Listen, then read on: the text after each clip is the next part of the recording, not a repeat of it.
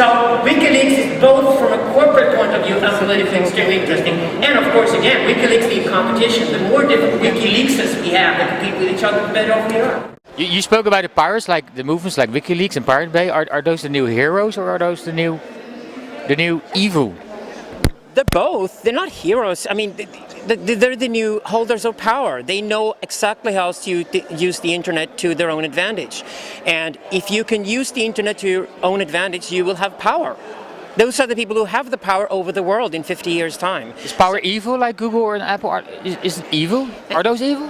Power is always evil because power is always power over somebody else. And in my theory, we have a netocratic class who rule the internet, and we have a consumptarian class of basically porn surf and, answer the occasional email who nobody's really talking with. You wrote a book about netocracy? Netocracy, what is it? Could you define it?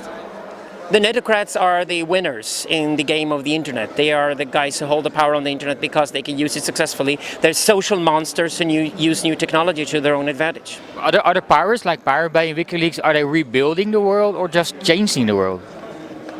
It's a very, very different world. The internet has taken over the world already, and it's created both Facebook, Google, and Al-Qaeda.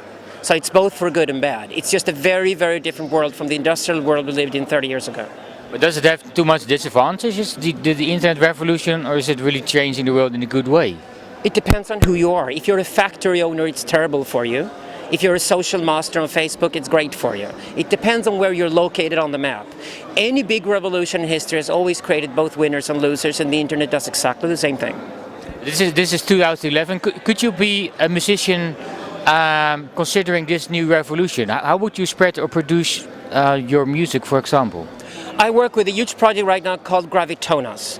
And Gravitonas is about killing the idea of the solitary musician as an artist and instead make music an interactive activity like everything else in society today. So it's a constant relationship between the front figures of Gravitonas, it's me and Andrea Zern, other producers, other artists, other songwriters, and also our own fans, who also contribute creatively to the whole project.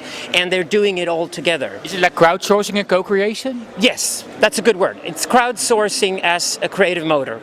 And it's called, you can find it at gravitonas.net. Look into it. It's a very, very interesting project. We've been signed to Universal Music, the world's biggest record company, not because they expect to make a profit from Gravitonas, but because they find the model so fascinating and interesting, because this is a look into the future of music. Would it be an army of pirates instead of lovers? I'm not very nostalgic. Army of Lovers was fun at the time, and I'm glad Lady Gaga had something to copy so she could make a career. But I always want to be ahead of things, and as an artist, I like to be a creative and to be ahead of things. And I always think, what will people think of this in 15, 20 years' time when I do something, rather than what will they think of it in 14 days? Because I think to get the right, really interesting artistic perspective on something, you should think ahead. What will they think in 15 years' time? That's when you get it right. How come your creative vision and movements like Spotify and Pirate Bay they come from Sweden? What's up with Sweden?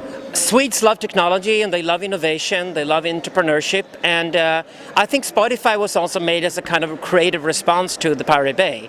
And why Spotify became so incredibly successful was, instead of the record companies who were fighting Pirate Bay, Spotify decided, we're not going to fight them at all, we're going to create something even better.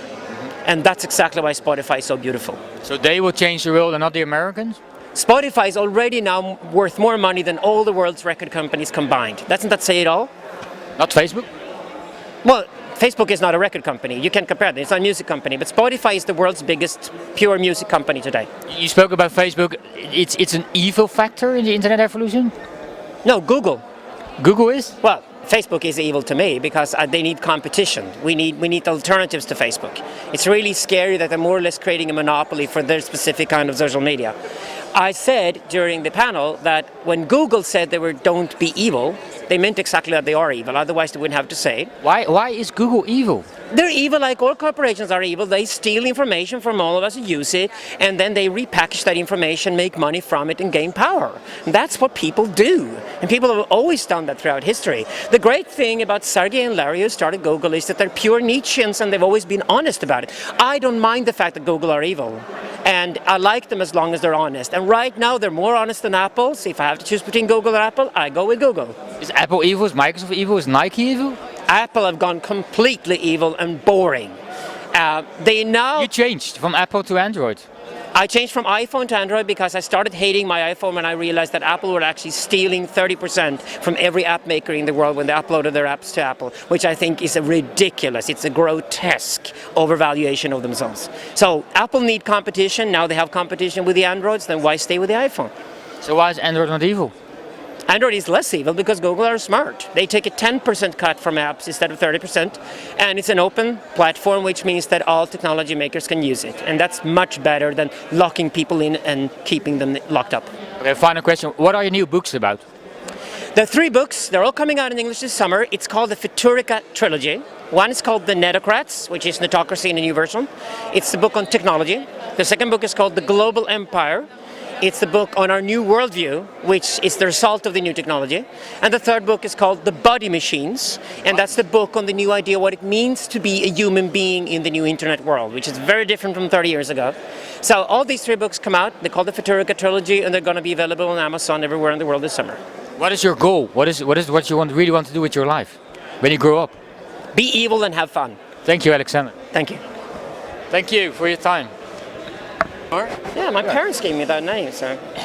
What do you Look have? at- yeah. What do you have in Bart? Bart is actually a Dutch name. It's a Dutch. Bart. Bart. Beard. Beard. Yeah, B-A-A-R-D. And my grandparents came to Sweden and they skipped one of the A's because it didn't make any sense to the Swedes, and that became Bard. Your first song or first release was called Bird as well?